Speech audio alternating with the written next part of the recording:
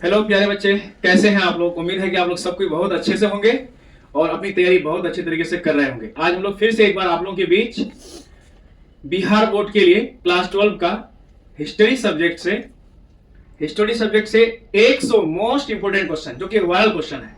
Viral question का मतलब हुआ बिहार बोर्ड के द्वारा ये लगातार पूछा जाता है, उसी को हम लोग क्या कहते हैं, वायरल क्वेश्चन कहते हैं। तो चलिए वीडियो के साथ हम लोग के साथ बने रहिए। आप लोगों को मेरे साथ 100 क्वेश्चन करना है और आपको देखना है कि 100 में से कितना सही होता है। आप इसको अगर कर लेंगे ना बच्चों, तो आपको हिस्ट्री में और ज्यादा मेहनत की जरूरत नहीं है। लगभग प्रश्न बिहार बोर्ड का इसी टाइप के आएंगे जिस तरह का हम लोग यहाँ पे बनाए हैं, पूरा चुन करके सारे एक्सरसाइज से बनाया गया है। तो चलिए शुरुआत करते हैं हम लोग आज से वायरल क्वेश्चन को। और वायरल क्वेश्चन में पहला क्वेश्चन हम लोग के पास, पुरी के जगन्नाथ मंदिर में, पुरी एक जगह का नाम है, वहां पर एक मंदिर है जिसका नाम है जगन्नाथ मंदिर में किस देवता की पूजा होती थी। यानी इनमें से कौन देवता थे जहां जो है पुरी जगन्नाथ मंदिर में उसकी पूजा होती है, इनमें से किस देवता की। तो प्यारे बच्चों याद रखिएगा, ये जो है ना जगन्नाथ, भगवान जगन्नाथ जो है ये कृष्ण का अवतार है। किसके अवतार है? भगवान कृष्ण का अवतार है। और ये जो बलराम है ये भगवान कृष्ण के क्या है, बड़े भाई है। और सुभद्रा जो है ये बलराम की, यानी इन दोनों की ये क्या है, बहन है। और इन तीनों की मूर्ति है, त्रिमूर्ति, वहां पर रखी हुई है। कहां पर? जगन्नाथ मंदिर में। तो इसका मतलब ये हुआ कि अगर तीनों की मूर्तियां जगन्नाथ मंदिर में रखी हुई है तो इसका मतलब है कि भगवान कृष्ण, बलराम और सुभद्रा, यानी इन दोनों की बहन, तीनों की पूजा होती है। तो आप समझ रहे होंगे कि कौन सा आंसर सही होगा। ऑप्शन डी इसका सही आंसर है। चलिए नेक्स्ट क्वेश्चन की ओर। नेक्स्ट क्वेश्चन है दूसरा नंबर, नैनार। नैनार किस देवता की उपासना करते थे? किस देवता की उपासना करते थे? तो इसका ऑप्शन सी सही उत्तर है, शिव की उपासना करते थे। तीसरा प्रश्न है, 12वीं शताब्दी में कर्नाटक में वीर शैव परंपरा का नेतृत्व किसने किया था? तो याद रखिएगा, बसवन्ना ने किसका, वीर शैव का परंपरा का शुरुआत किसने की थी? बसवन्ना ने की थी। कौन से भाग में, कौन से क्षेत्र में? कर्नाटक में। ऑप्शन डी इसका सही उत्तर है। चौथा नंबर का प्रश्न है, निम्नलिखित में से कौन अलवार संतों की रचना है? अलवार संतों की रचना, तो याद रखिएगा, यानी अलवार संतों के द्वारा कौन सी पुस्तक लिखी गई थी? याद रखिएगा प्यारे बच्चों, अलवार संत के द्वारा कौन सी पुस्तक लिखी गई थी? तो नल धीरा दिव्य प्रबंधम, ये जो पुस्तक है ये किन संतों के द्वारा? अलवार संतों के द्वारा लिखी गई थी। ऑप्शन बी इसका सही उत्तर है। फारस, फारस समझते हैं आप लोग? फारस यानी आज का ईरान, आज का ईरान, याद रखिएगा, फारस आज का ईरान। फारस से आने वाले मुसलमानों को क्या कहा जाता था? यानी ईरान से आने वाले मुसलमानों को क्या कहा जाता था? तो प्यारे बच्चों याद रखिएगा, तुरुष्क जो है ना, तुरुष्क, तुर्की से जो मुस्लिम लोग आते थे उसको क्या कहा जाता था? तुरुष्क। आज तुर्की का नाम अभी वर्तमान में तुर्की है। और पारसी उनको कहा जाता था, जो पारसी लोग है ना, कौन लोग? पारसी लोग। ये भी कौन से जगह से आते थे? यानी फारस कोई देश था, वहां पे पारसी लोग वहां से आते थे। ताजिक जो है, ताजिक किनको कहा गया है? ईरान से आने वालों को। तो इसका ऑप्शन बी क्या हो जाएगा? सही हो जाएगा। 6 नंबर का है, शेख निजामुद्दीन औलिया, ये बड़े संत हुआ करते थे। शेख निजामुद्दीन औलिया की दरगाह कहां स्थित है? तो याद रखिएगा, शेख निजामुद्दीन की जो दरगाह है वो दिल्ली में स्थित है, दिल्ली में। ऑप्शन बी इसका सही है। 7 नंबर का क्वेश्चन है, आदि ग्रंथ साहिब का संकलन किसने किया? सिखों का बहुत ही महत्वपूर्ण पुस्तक है ये, उनका संकलन है, उस किताब को इकट्ठा किसने किया? तो याद रखिएगा, इसका सही आंसर हो जाएगा गुरु अर्जुन देव। ऑप्शन डी इसका सही उत्तर है। 8वां प्रश्न है, वीर शैव परंपरा के वचन किस भाषा में रचित हैं? तो याद रखिएगा प्यारे बच्चों, कन्नड़ भाषा में। ऑप्शन बी इसका सही है। 9वां नंबर का प्रश्न है, कबीर से संबंधित दोहे, कबीर से संबंधित दोहे किस पुस्तकों में संकलित हैं? तो याद रखिएगा, कबीर ने जितने दोहे लिखे उन सभी दोहों को एक पुस्तक में संकलित यानी इकट्ठा किया गया है। उस पुस्तक का नाम है बीजक। याद रहेगा, बीजक। सही याद रखना है, एक भी चूक नहीं करना आप लोगों को एग्जाम में। 10 नंबर का प्रश्न है, सिख गुरुओं के अलावा किन संतों की वाणी आदि ग्रंथ साहिबा में संकलित है? साहिब में संकलित है। सिख गुरु के अलावा किन संतों की वाणी आदि ग्रंथ साहिब में संकलित है? ये जो है ना सिखों का बहुत ही पवित्र पुस्तक है। आदि ग्रंथ साहिब, इस पुस्तक में इनमें से किन किन का वाणी यानी कहे गए दोहे या कही गई बात लिखी हुई है? कबीर की भी है बच्चों, रविदास की भी है और बाबा फरीद भी है, बाबा फरीद की भी है। तो इसका मतलब इसका सही आंसर हो जाएगा ऑप्शन डी, इनमें से सभी। 11वां नंबर का प्रश्न है, सितंबर 1942 में आजाद हिंद फौज का गठन किसने किया? तो याद रखिएगा, सितंबर 1942 में आजाद हिंद फौज का गठन किसने किया? 1942 की बात हो रही है, तो याद रखिएगा मोहन सिंह ने, ऑप्शन डी। आप कहिएगा सर ये सुभाष चंद्र बोस क्यों नहीं?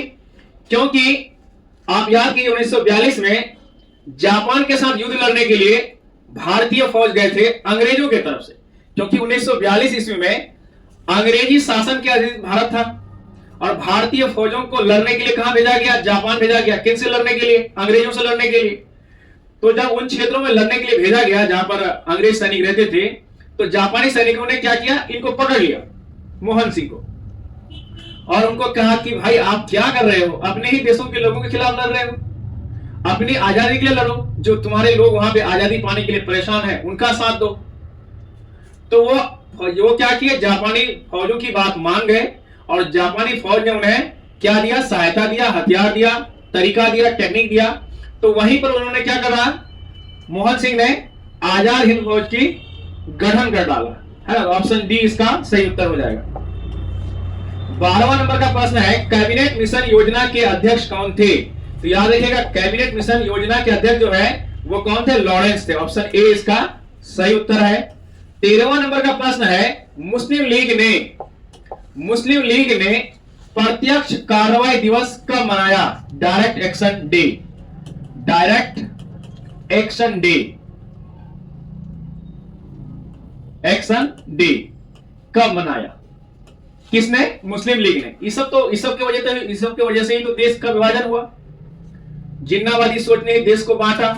इस सब ने क्या करा? इस सब ने अंग्रेजों से कहा कि आप हमें अपना एक अलग देश दे दीजिए, और ये लोग तो पहले कानूनी तौर पर मांगने लगा कि हम अधिकार चाहिए, हमारा क्या कहते हैं निर्वाचन क्षेत्र अलग होना चाहिए। तो इसका विरोध जब हुआ, इधर भारतीय सरीखे नेता जैसे गांधी जी हो गए और जो सरदार वल्लभ भाई पटेल हो गए, डॉक्टर भीमराव अंबेडकर हो गए, इन लोगों ने क्या करा कि नहीं ऐसा नहीं होगा, पृथक निर्वाचन क्षेत्र आपको नहीं मिलने वाला है। तो जब ये लोग संवैधानिक रूप से हार गए, कानूनी प्रक्रिया दांवपेच में हार गए, तो इस सब ने क्या कर दिया कि हम तांडव करेंगे, क्या कहते हैं दंगे फसाद करेंगे, हमें देश चाहिए। और उन्होंने क्या कर दी? चेतावनी कर दी अंग्रेज सरकार को, क्या कि हम डायरेक्ट एक्शन डे यानी उस दिन से हमारा कार्रवाई शुरू होगा।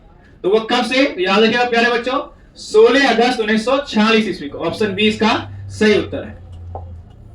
14वां नंबर का प्रश्न है, भारत की आजादी के समय ब्रिटेन में किसकी सरकार थी? यानी जब भारत को आजादी मिल रही थी उस समय ब्रिटेन में किसकी सरकार थी? तो याद रखिएगा प्यारे बच्चों, ब्रिटेन में ना दो ही पार्टी की सरकार होती थी, लिबर पार्टी और एक होता था डेमोक्रेटिक पार्टी। तो याद रखिएगा ये जो रिपब्लिक पार्टी है ये अमेरिका में है, तो इसका सही आंसर हो जाएगा लिबरल पार्टी। कौन सी पार्टी? Liberal party. 15वां नंबर का आंसर है, संविधान सभा का गठन किस योजना के तहत किया गया? तो याद रखिएगा माउंट बेटन योजना के तहत किसका गठन किया गया? संविधान सभा का गठन किया गया। 15वां के बाद 16वां नंबर का क्वेश्चन है, संविधान की प्रारूप समिति के अध्यक्ष कौन थे? तो याद रखिएगा बी आर अम्बेडकर, भीमराव अम्बेडकर संविधान सभा की प्रारूप समिति के अध्यक्ष थे। ऑप्शन सी इसका सही उत्तर है। 17वां नंबर है, भारत के राष्ट्रीय ध्वज का प्रस्ताव संविधान सभा में किसने प्रस्तुत किया? तो याद रखिएगा जवाहरलाल नेहरू ने भारतीय ध्वज के प्रस्ताव को संविधान सभा में प्रस्तुत किया। ऑप्शन सी इसका सही उत्तर है। 18वां नंबर का प्रश्न है, अंतरिम सरकार में वित्त मंत्री कौन थे? वित्त मंत्री कौन थे अंतरिम सरकार में? अंतरिम सरकार जानते हैं किसको कहा जाता है? काम चलाओ सरकार। कौन सरकार? काम चलाओ सरकार। तो अंग्रेजों के द्वारा भारत में एक काम चलाओ सरकार बनाया गया था चुनाव से पहले, क्योंकि पहला आम चुनाव भारत में 1951 में हुआ, नवंबर में शुरू हुआ और जनवरी फरवरी में खत्म हुआ। तो पहले आम चुनाव से पहले जो सरकार बनी थी भारत में उसको हम लोग कहेंगे अंतरिम सरकार यानी काम चलाओ सरकार। तो उसमें क्या वित्त मंत्री कौन थे? याद रखिएगा इसमें वित्त मंत्री कौन थे? लियाकत अली खान वित्त मंत्री थे। 19वां नंबर का प्रश्न है, स्वतंत्र भारत के प्रथम गवर्नर जनरल कौन थे? स्वतंत्र भारत के प्रथम गवर्नर जनरल याद रखिएगा लॉर्ड माउंटबेटन। भारतीय कहता तो सी राजगोपालाचारी हम लोग कहते। ऑप्शन बी सही है। 20 नंबर का है, जय हिंद का नारा किसने दिया था? तो समझ रहे होंगे आप लोग, सुभाष चंद्र बोस ने क्या दिया था? जय हिंद का नारा दिया था।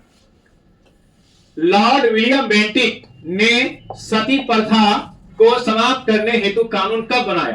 तो याद रखिएगा प्यारे बच्चों, 1829 में। बहुत बड़ी ये क्रूरता था महिलाओं के साथ। पति के देहांत होने पर महिलाओं को उनके चिता के साथ जल जाना पड़ता था। तो इस पर प्रतिबंध किसने लगाया था? एक अंग्रेज अधिकारी जिसका नाम था लॉर्ड विलियम बेंटिक। का जो सही उत्तर है 1829 सही उत्तर है। बढ़ते हैं हम लोग अगले प्रश्न की ओर। अगला प्रश्न है, बहादुर शाह जफर को अंग्रेजों ने कहां निर्वासित किया था, यानी कहां उनको जेल में डाल दिया था? बहादुर शाह जफर अंतिम मुगल बादशाह थे जिन्हें अंग्रेजों ने क्रूरतापूर्वक क्या किया? उनका दमन किया और उनको कहीं दूसरी स्थान में निर्वासित कर दिया, यानी उसको हिंदुस्तान से बाहर निकाल दिया। तो इसका सही आंसर है प्यारे बच्चों ऑप्शन बी, इसका सही आंसर है रंगून। 23वां नंबर है, द विल वेसी ऑफ कैनिंग क्या था? तो प्यारे बच्चों याद रखिएगा, ये जो है ना ये कानून था। ये क्या था? ये कानून। ऑप्शन डी के साथ मैं और आप चलेंगे। एक बार निकलता है उसको हम लोग पत्रिका कहते हैं, अखबार डेली निकलता है, इसको भी ध्यान रखिएगा आप लोग। किसने 1857 के विद्रोह को भारत का प्रथम स्वाधीनता संग्राम कहा? तो याद रखिएगा, सावरकर ने क्या कहा? वीडी सावरकर ने क्या कहा? वीर सावरकर ने 1857 ईस्वी के विद्रोह को भारत का प्रथम स्वाधीनता संग्राम कहा। याद रखिएगा। 25 नंबर का क्वेश्चन है, 1858 ईस्वी में किए गए पील कमीशन का गठन किस उद्देश्य से किया गया था? तो सेना के में सुधार लाने के लिए, सेना के पुनर्गठन के लिए इस कमीशन का गठन किया गया था। ऑप्शन सी इसका सही उत्तर है, सेना के पुनर्गठन हेतु। नेक्स्ट है, भारत की राजधानी कलकत्ता से दिल्ली कब स्थानांतरित हुई? सबको पता है आप लोगों को, भारत की राजधानी पहले कहां हुआ करती थी? कलकत्ता हुआ करती थी। एक समय आया जब अंग्रेजों ने भारत की राजधानी को कलकत्ता से कहां स्थानांतरित कर दिया? दिल्ली स्थानांतरित कर दिया। तो इसका सही आंसर हो जाएगा 1911 ईस्वी में। और 1911 को इसलिए भी याद रखिएगा कि 1911 ईस्वी में ही भारत में पहली बार वायुयान उड़ान भरी थी, हवाई जहाज चला था। फोर्ट सेंट जॉर्ज किस शहर में स्थित है? याद रखिएगा, ये मद्रास में स्थित है प्यारे बच्चों, याद रखिएगा इसको। 28वां नंबर का प्रश्न है, गेटवे ऑफ इंडिया का निर्माण किस स्थापत्य शैली में हुआ? तो याद रखिएगा इसको, इंडो सारासेनिक या नव मुगल भी कहते हैं इसको। नव मतलब नया मुगलिया, ठीक है। अंग्रेजों ने इसको करा था इंडो सारासेनिक। गेटवे ऑफ इंडिया का निर्माण अंग्रेजों ने कराया था। 29 नंबर का क्वेश्चन है, भारत में नियमित 10 वर्षीय जनगणना कब प्रारंभ हुआ?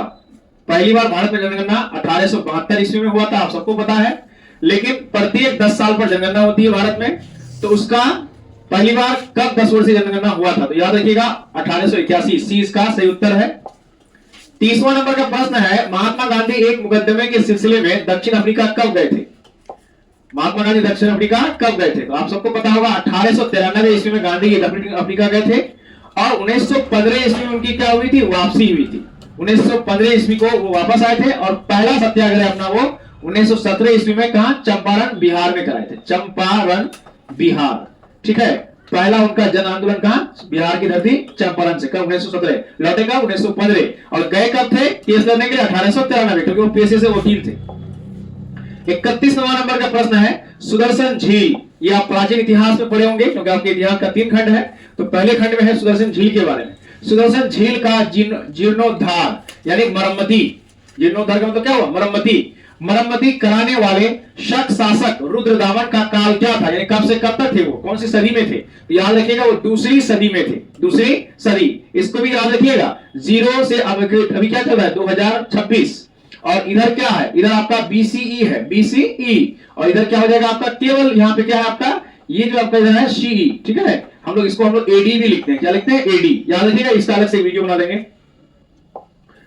32 है, 5वीं सदी का मंदसौर अभिलेख जिसमें रेशम बुनकरों का उल्लेख है, कहां मिला? तो मध्य प्रदेश में। कहां पे मिला? मध्य प्रदेश में। ऑप्शन बी इसका सही है। 33वां नंबर का हम लोग चलेंगे प्रश्न की ओर। 33वां नंबर का प्रश्न है, प्राचीन भारत में जैन विद्वानों ने किस भाषा में साहित्य लिखा? तो याद रखिएगा, आप लोगों को पता ही है, सिंधु सभ्यता के बाद वेद, वेद में ऋग्वेद है, उनके अलावा और 3 वेद है। इन वेदों के पश्चात 2 नए धर्मों का, 2 नए वर्गों का उदय हुआ, जिनमें से एक बौद्ध धर्म और एक जैन धर्म। तो जैन धर्म के जो उस समय संत हुआ करते थे, उन्होंने भी लिखने का काम किया, यानी कुछ उन्होंने पुस्तकों को लिखा। तो उनको लिखने की जो उनकी भाषा थी वो कौन सी थी? याद रखिएगा, प्राकृत भाषा थी। ऑप्शन ए इसका सही है। 34वां नंबर का प्रश्न है, बुद्ध का जन्म कहां हुआ था? बुद्ध का जन्म कहां हुआ था? तो ऑप्शन ए इसका सही है। बुद्ध का जन्म कहां हुआ था? लुम्बिनी में। ऑप्शन ए इसका सही है। प्यारे बच्चों, आपके लिए कुछ प्रश्न छोड़ रहे हैं बुद्ध से संबंधित। बुद्ध का जन्म जो हुआ था लुम्बिनी में, ये लुम्बिनी कहां है? बुद्ध ने अपना पहला उपदेश कहां दिया? बुद्ध की मृत्यु कहां हुई? बुद्ध को ज्ञान की प्राप्ति कहां हुई? याद रखा प्यारे बच्चों, बुद्ध को ज्ञान की प्राप्ति कहां हुई? बुद्ध ने अपना पहला उपदेश कहां दिया? और बुद्ध की जो पैदा हुए थे लुम्बिनी में, ये किस जगह पर था, किस देश या किस राज्य में पड़ता है, ये बताना है आपको। चलिए हम लोग आगे बढ़ते हैं। 35 नंबर में क्वेश्चन है, एल्वा के कैलाशनाथ मंदिर का निर्माण किस राजवंश के शासन काल में हुआ था? तो एल्वा का जो कैलाशनाथ मंदिर है ना, वो राष्ट्रकूट राजाओं ने बनवाया था। ऑप्शन ए इसका सही है। 35वां नंबर का प्रश्न 36 का है, जैन धर्म के प्रथम तीर्थकर कौन थे? तो याद रखिएगा, ऋषभ देव जो है ना, ये पहले तीर्थकर थे। ऑप्शन डी इसका सही उत्तर है। 37वां नंबर का प्रश्न है, अल बिरूनी या अल बरूनी दोनों चलेगा। अल बिरूनी को बंदी बनाकर ख्वारिज में से गजनी कौन ले गया? याद रखिएगा, बहुत इंपोर्टेंट है ये। सुल्तान महमूद, इनको बंदी बना लिया गया था एक बार। ऑप्शन ए इसका सही उत्तर है। उसके बाद 38वां नंबर का प्रश्न है, रीला या रेला, एक ही बात है, रीला या रेला। एक्चुअली में देखिए, टोन क्यों चेंज होता है? तो उर्दू का टोन और फारसी का टोन थोड़ा सा चेंज होता है, इसलिए आप लोगों को लगता होगा रीला और रेला। इसमें ज्यादा कुछ अंतर नहीं है, सोचने की जरूरत नहीं है इसमें। रीला के लेखक कौन थे? तो ऑप्शन बी इसका हो जाएगा सही, इब्न बतूता। 39वां नंबर का प्रश्न है, फ्रांसवा बर्नियर कौन था? तो सबको पता ही है, फ्रांसवा बर्नियर जो है क्या था? फ्रांसवा बर्नियर जो है ना, इनको चिकित्सक भी था, वो राजनीतिक दार्शनिक भी था, इतिहासकार भी था, और इनमें से सही हो जाएगा ऑप्शन डी। 39 नंबर का ऑप्शन डी हो जाएगा। 40वां नंबर का प्रश्न है, मुगल शहरों को शिविर नगर किसने कहा? यानी किसने कहा कि ये शिविर के जैसा नगर है? शिविर समझते हैं, जब कहीं लड़ाई वगैरह होती है तो टेंट वगैरह, झोपड़ी वगैरह लगा करके रहा जाता है कुछ दिनों के लिए। तो जबकि मुगल अस्थायी तौर पर यहां बस गए थे, उसके बावजूद भी मुगलों के द्वारा बसाए गए शहर को क्या कहा गया? शिविर शहर, यानी जहां पर कुछ दिनों के लोग टेंट वगैरह लगा करके रहते हैं, ऐसा शहर कहा। किसने कहा ऐसा शहर? ऐसा शहर जो है ना, बर्नियर ने कहा था। किसने कहा था? बर्नियर ने। याद रखिएगा इसको। 41 नंबर क्वेश्चन है, 1793 में बंगाल में अस्थायी बंदोबस्त लागू करते समय गवर्नर जनरल कौन था? याद रखिएगा इसको, लॉर्ड कॉर्नवालिस। लॉर्ड तो कहना ही नहीं चाहिए, लॉर्ड के माने जानते हैं क्या होता है? ईश्वर हो जाता है लॉर्ड, बोलते हैं ना लोग, हे लॉर्ड। कोर्ट में जो बोला जाता है माय लॉर्ड, ये वही लॉर्ड है। क्या हमको उनको लॉर्ड कहना भाई, जिन्होंने हमारे ऊपर शासन करके गया? लॉर्ड कहने की कोई आवश्यकता नहीं है। कॉर्नवालिस 1793 ईस्वी में बंगाल में अस्थायी बंदोबस्त लागू करते समय गवर्नर जनरल कौन था? तो इसका सही आंसर हो जाएगा क्या? कॉर्नवालिस। ऑप्शन बी इसका सही उत्तर हो जाएगा। 42वां नंबर का प्रश्न है, 5वीं रिपोर्ट ब्रिटिश संसद में कब प्रस्तुत की गई? होता क्या था, ब्रिटिश सरकार थी भारत में, शासन करता था अपना, तो इनको समय समय पर अपना शासन का रिपोर्ट ब्रिटिश सरकार का, वहां जो उनका जो संसद होता था वहां रिपोर्ट सौंपना पड़ता था। तो 5वीं रिपोर्ट कब सौंपी गई? तो याद रखिएगा, 1813 ईस्वी में 5वीं रिपोर्ट सौंपी गई। ऑप्शन सी के साथ चलेंगे। 43 नंबर है, पीट्स इंडिया एक्ट, ये कानून था अंग्रेजों के द्वारा बनाया गया भारतीयों के लिए। पीट्स इंडिया एक्ट कब पारित हुआ? तो याद रखिएगा, 1784 ईस्वी में पीट्स इंडिया एक्ट पारित हुआ। यह एक और चीज याद रखना है, यह 1793 में रेगुलेटिंग एक्ट बना, 1773 में रेगुलेटिंग एक्ट बनने के बाद इसमें कुछ खामियां थी जिसका भारतीय लोग विरोध कर रहे थे, तो उसमें सुधार के लिए कौन सा एक्ट लेकर आया? 1784 में पीट्स इंडिया एक्ट लेकर के आया। याद रखिएगा प्यारे बच्चे इसको। 44वां नंबर का प्रश्न है, फ्रांसिस बुकानन कौन थे? फ्रांसिस बुकानन पेशे से क्या थे? चिकित्सक थे, डॉक्टर थे। ऑप्शन ए इसका सही उत्तर हो जाएगा। 45वां नंबर का प्रश्न है, संथाल विद्रोह कब हुआ? संथाल विद्रोह कब हुआ? याद रखिएगा, 1855 से 56 के बीच में क्या हुआ था? संथाल विद्रोह हुआ था। ऑप्शन सी इसका सही उत्तर है। 46वां नंबर का प्रश्न है, अंग्रेजों ने दामिने को में किस जनजाति को बसाया?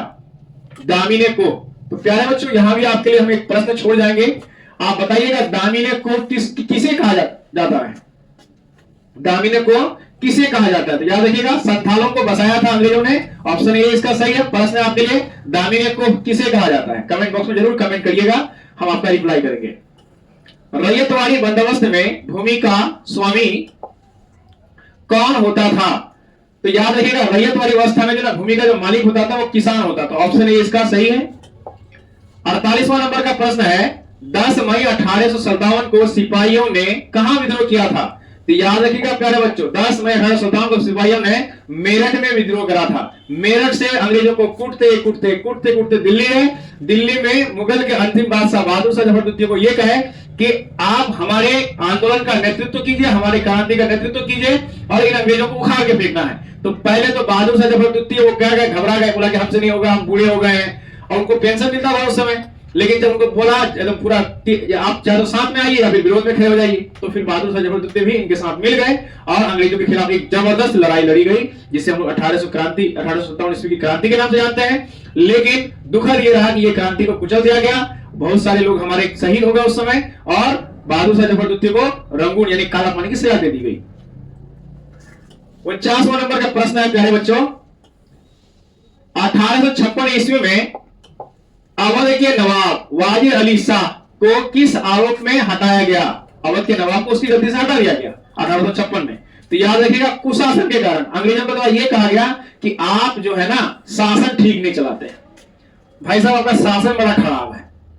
ये बात कह करके अंग्रेजों ने क्या करा, किसको हटा दिया, वाजिद अली शाह को गद्दी से हटा दिया कुशासन के कारण, याद रखिएगा इसको। 50वां नंबर का प्रश्न है किसे बंगाल आर्मी की पौधशाला कहा जाता है, बंगाल आर्मी की, याद रखिएगा प्यारे बच्चों इसका सही आंसर होगा ऑप्शन बी। होता क्या था अवध में जो है ना आज का लखनऊ, अवध कौन है आज का लखनऊ, आज के लखनऊ में बंगाल उस समय क्योंकि क्या थी भारत की राजधानी थी, तो बंगाली फौजों को भरा जाता था जहां पर अवध में ले आकर के सैनिकों को, अंग्रेजों के लिए लड़ने के लिए भारतीय लोगों को ही। तो ये कौन हो जाएगा बंगाली आर्मी का पौधशाला, पौधा अवध हो जाएगा। अवध कौन आज का लखनऊ। हरिसेन ने प्रयाग प्रशस्ति अभिलेख में किस शासक की प्रशंसा की है।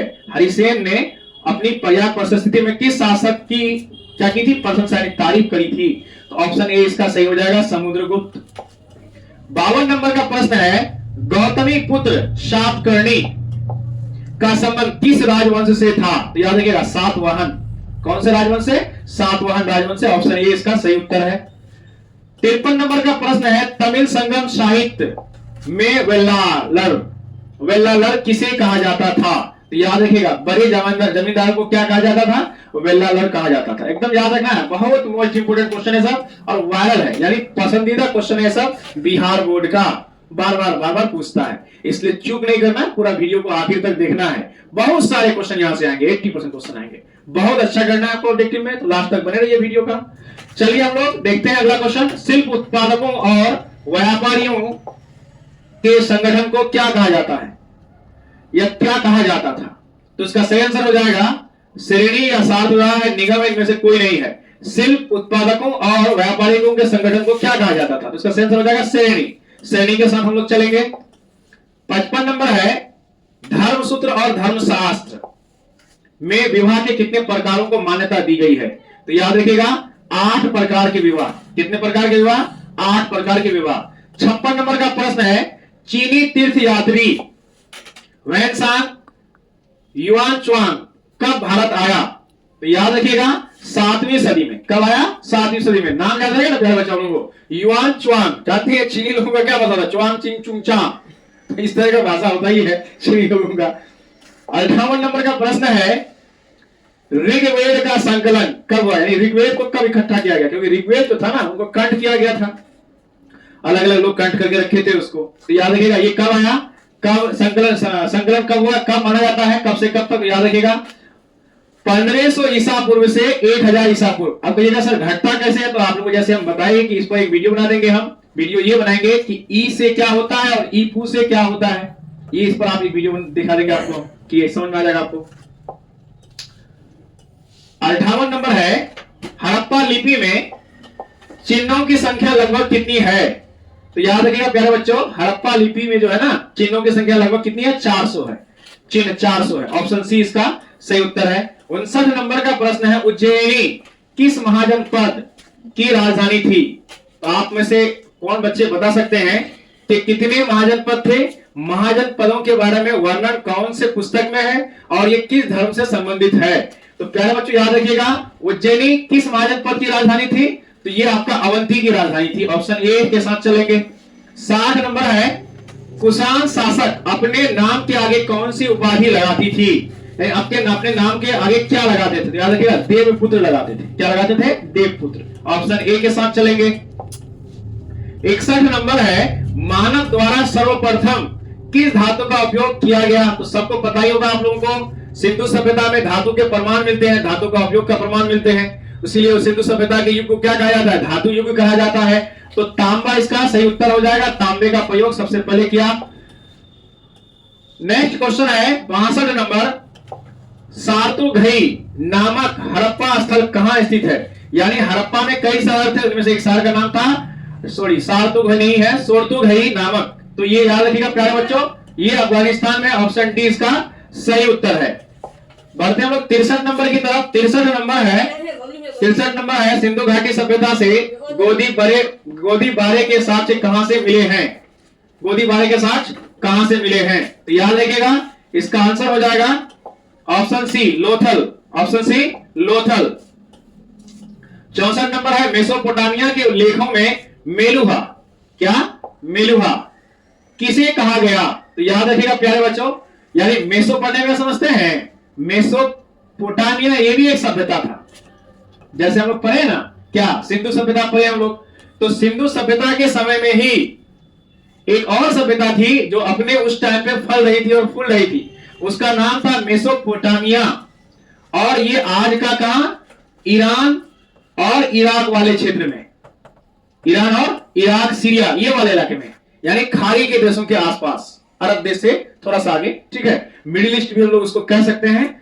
वहां पे एक सभ्यता थी, उनके सभ्यता के लेख में भारतीय सभ्यता या उनके लेखों में क्या कहा गया? मेलुहा किसे कहा गया? याद रखिएगा, हड़प्पा क्षेत्र को, यानी हड़प्पा सभ्यता को क्या कहा गया? मेलुहा।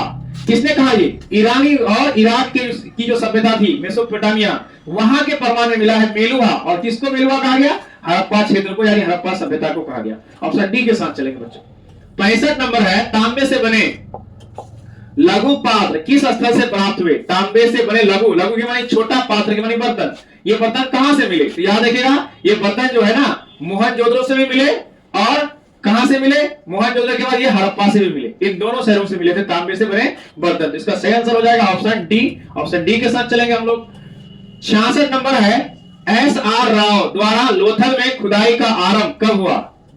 एस.आर. राव द्वारा कब लोथल में खुदाई की गई थी? तो 1955 ईस्वी के साथ चलेंगे हम लोग। 67 नंबर है, बौद्ध और जैन ग्रंथों में महाजनपदों की संख्या कितनी बताई गई है? आप लोगों को पता ही है, जस्ट इससे कुछ देर पहले आप लोग के लिए हम प्रश्न छोड़े हैं और उम्मीद है कि आप लोग जो है अब तक कमेंट कर चुके होंगे। तो इसका सही आंसर हो जाएगा प्यारे बच्चों ऑप्शन सी, 16 महाजनपदों की व्याख्या हुई है। बौद्ध धार्मिक ग्रंथ अंगुत्तर निकाय, इसमें इसका जिक्र है। आपको जैन धर्म ग्रंथ के बारे में टिप्पणी करना है, कमेंट करना है। 68 नंबर है, मौर्य साम्राज्य का संस्थापक कौन था? तो सबको पता होगा आप लोगों को कौन साम्राज्य का इसका जो संस्थापक था मौर्य साम्राज्य का? चंद्रगुप्त मौर्य। ऑप्शन सी के साथ चलेंगे हम लोग। 69 नंबर है, हड़प्पा और मोहनजोदड़ो की खुदाई के समय भारतीय पुरातत्व सर्वेक्षण के डायरेक्टर जनरल कौन थे? तो याद रखिएगा, John Marshall. John Marshall. 70 number का क्वेश्चन है, अमात्य, अमात्य का मुख्य कार्य क्या था? अमात्य, तो याद रखिएगा, राजस्व संग्रह करना, यानी जिनको जमीनों से टैक्स वसूलना था तो उन्हें क्या कहा गया? अमात्य कहा गया। याद रखिएगा इसको। 71 नंबर का प्रश्न है, विजयनगर साम्राज्य का पहला राजवंश क्या कहलाता है? विजयनगर एक साम्राज्य जो है ना, ये बहुत अपने आप में वैभवशाली साम्राज्य रहा था, पता ही आप लोगों को। और इनकी स्थापना 2 भाइयों ने मिलकर की थी, उसको कमेंट में नाम लिखना है आपका। तो इसको, यानी इनका जो पहला राजवंश था, पहला खानदान था, उस खानदान का क्या नाम था? उस वंश का क्या नाम था? ऑप्शन ए के साथ चलेंगे, संगम वंश। 72 नंबर है, कृष्णदेव राय किस राजवंश के शासक थे? तो तुलु वंश के शासक थे। कौन? कृष्णदेव राय। 73 नंबर है, राक्षसी तांगरी का युद्ध, तालीकोटा का युद्ध, तालीकोटा का युद्ध, ये बहुत प्रसिद्ध युद्ध है, राक्षसी तांगरी का युद्ध, दूसरा नाम इसका तालीकोटा का युद्ध, कब हुआ था? तो याद रखिएगा 1565 ईस्वी में, 1565। चौथा नंबर है उड़ीसा के गजपति वंश की स्थापना कब हुई थी? तो इसको भी याद रखना प्यारे बच्चों, ये तो कट करना ही पड़ेगा आपको, इसका कोई उपाय नहीं है। Option D 1435। हम लोग भी कट करते थे, हम लोग भी कट करते हैं अभी भी। पुर्तगालियों ने गोवा पर कब विजय प्राप्त की? तो याद रखिएगा पुर्तगालियों ने गोवा पर जो है ना, ये जो विजय प्राप्त की थी 1510 ईस्वी में, ठीक है। 76 नंबर है विजयनगर की यात्रा करने वाला अफगानी निकितीन किस देश का व्यापारी था? तो ये रूस का था। किसका था? और अफगानी नहीं है, सॉरी, अफानासी, अफानासी रूस का था। 77 क्वेश्चन पे चलते हैं हम लोग। महानवमी डिब्बा क्या है? तो याद रखिए ये एक विशाल मंच है, स्टेज याद रखना है आप लोगों को। 78 में चलते हैं। विजयनगर की मातृदेवी कौन थी? मातृदेवी कौन थी? याद रखिएगा पंपा देवी। कौन? पंपा देवी। ऑप्शन ए इसका सही होगा। 79 विजयनगर के कुदीरई चेट्टी कौन थे? तो घोड़ों के व्यापारी को क्या कहा जाता था? बोले कुदीरई चेट्टी कहा जाता था। बहुत इंपॉर्टेंट है प्यारे बच्चों, याद कर लीजिएगा सबको। कुदीरई चेट्टी, ऑप्शन ए इसका सही है, घोड़ों के व्यापारी। 80 नंबर के साथ चलते हैं। कृष्णदेव राय ने अमुक्त माल्यत किस भाषा में लिखी? तो याद रखना है तेलुगु भाषा में लिखे थे। तेलुगु, क्या? तेलुगु। 81 है गांधी जी किसके अनुरोध पर चंपारण गए? तो गांधी जी से अनुरोध किया गया था, आप लोगों को पता ही है। किसान सभा का आयोजन हुआ था 1916 में लखनऊ में। बिहार के एक किसान नेता जिसका नाम था राजकुमार शुक्ल, वो उस सभा में भाग लेने के लिए गए थे। वहीं पर गांधी जी से अनुरोध किए थे पश्चिमी चंपारण के बारे में, चंपारण के बारे में, कि वहां पे किसानों की स्थिति बहुत ज्यादा दयनीय है। आपसे मेरा अनुरोध है कि चलिए वहां जाकर के किसानों की स्थिति को देखिए और वहां के लिए कुछ हल निकालिए। उसी के कहने पर गांधी जी कहां आए थे? बिहार की धरती चंपारण आए थे। याद रखिएगा राजकुमार शुक्ल, ऑप्शन सी इसका सही उत्तर है। 82 नंबर का प्रश्न है जलियांवाला बाग हत्याकांड कब हुआ था? तो प्यारे बच्चों सबको पता होगा आप लोगों को, जलियांवाला बाग हत्याकांड 13 अप्रैल 1919 को हुआ था। ऑप्शन सी के साथ चलेंगे हम लोग। 83 नंबर है गांधी जी की पुस्तक हिंद स्वराज कब प्रकाशित हुआ, यानी कब छपा था? याद रखिएगा 1909 ईस्वी में। Option B is the correct answer. 84 number है गांधी जी द्वारा शुरू किया गया पहला जन आंदोलन कौन सा था? तो आप लोगों को पता ही होगा, पहला जन आंदोलन याद रखिएगा असहयोग आंदोलन, लोगों के सहयोग से असहयोग आंदोलन। 85 नंबर में चलते हैं हम लोग। साइमन कमीशन में कुल कितने सदस्य थे? तो प्यारे बच्चों याद रखिएगा साइमन कमीशन में कुल 7 सदस्य थे। इनमें से एक भी सदस्य भारतीय नहीं थे, इसलिए साइमन कमीशन का बहुत विरोध हुआ। लाहौर से लेकर मुंबई तक विरोध हुआ। किसका? साइमन कमीशन का, क्योंकि इसमें एक भी सदस्य भारतीय नहीं थे। ऑप्शन डी के साथ चलेंगे। 86 नंबर है गांधी एज महात्मा, ये पुस्तक किसने लिखा? तो याद रखिएगा शाहिद अमीन ने यह पुस्तक लिखा था। ऑप्शन ए के साथ चलेंगे।